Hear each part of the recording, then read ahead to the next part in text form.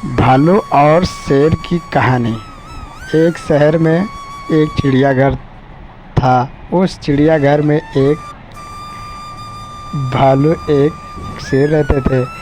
दूर दूर से लोग शेर और भालू को देखने के लिए चिड़ियाघर आते थे।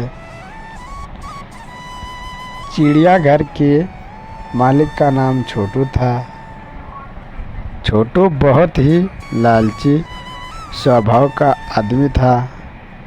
वह चिड़ियाघर में आने वाले हर व्यक्ति से एंट्री फीस लेता था, जिससे वह चिड़ियाघर से मोटी कमाई करता था।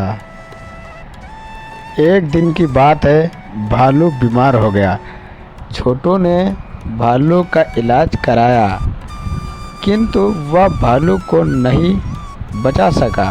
अब छोटू बहुत परेशान था, क्योंकि भालू के मर जाने के कारण चिड़ियाघर में आने वाले लोगों की संख्या में तेजी से कमी आ रही थी।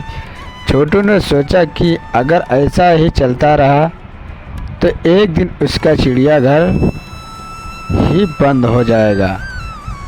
छोटू ने आसपास के क्षेत्र में दूसरे भालू की तलाश की, किंतु चिड़ियाघर के लिए उसे कहीं कोई भालू नहीं दिखा। छोटू दिन व दिन और अधिक परेशान होने लगा। एक दिन छोटू के दिमाग में एक तरकीब सूझी। छोटू रमेश नाम के व्यक्ति के पास गया और उससे बोला, रमेश, क्या तुम भालू बनोगे? मैं तुम्हें इसके बदले बहुत सारा पैसा दूंगा। रमेश को छोटू की बात समझ में नहीं आई। रमेश बोला, मैं तो इंसान हूँ, मैं भालू कैसे बन सकता हूँ? रमेश की बात सुनकर छोटू हंसा और हंसते हंसते हुए बोला, भाई, तुम्हें सचमुच भालू नहीं बनना है। तुम्हें तो सिर्फ भालू के कपड़े पहनकर लोगों के सामने भालू जैसा दिखाना है और भालू जैसा व्यवहार करना है। इसके बदले में तुम्हें बहुत सारा पैसा दूंगा, जिससे तुम्हारी गरीबी दूर हो जाएगी।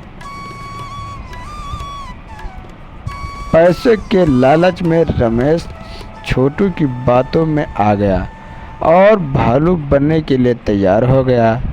अब रमेश प्रतिदिन भालू के कपड़े पहनकर लोगों का मनोरंजन करता था और लोगों को यह लगता था कि यह असली भालू है।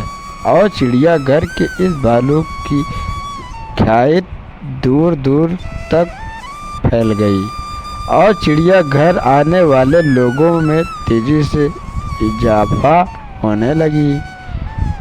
इस प्रकार छोटू और रमेश मिलकर मोटी रकम कमाने लगे। एक दिन भालू शेर के पिंजरे के ऊपर खड़ा होकर लोगों का मनोरंजन कर रहा था।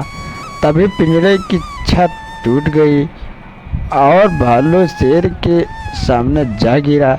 भालू बने रमेश को लगा कि अब शेर उसे खा जाएगा। डर के कारण रमेश रोने लगा। भालू बना रमेश जब रो रहा था तो उसके रोने की आवाज़ बिल्कुल इंसानों की जैसी थी। तभी शेर भालू के पास आया और उसके कानों में बोला, रमेश, तुम इस तरह रोओगे तो लोगों को समझ में आ जाएगा कि तुम भालू नहीं इंसान हो।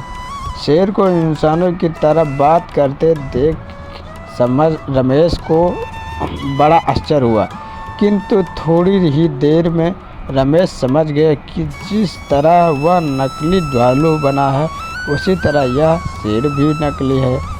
शेर और भालू का वार्तालाप चिड़ियाघर में आए लोगों ने सुन लिया और उन्हें समझ में आ गया। चिड़ियाघर के लोग उन्हें नकली भालू और शेर दिखाकर उल्लू बना रहे थे।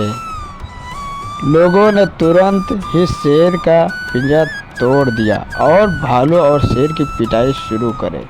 दी। इसके पश्चात लोगों ने चिड़ियाघर के मालिक की भी पिटाई की और उन तीनों को पुलिस के हवाले कर दिया। शिक्षा। चिड़ियाघर का भालू नामक कहानी से हमें शिक्षा मिलती है कि बुरे काम का नतीजा हमेशा बुरा ही होता है, इसलिए बुरे कामों से हमेशा दूर रहना चाहिए और होशियार रहना चाहिए। धन्यवाद। कहानी समाप्त हुआ।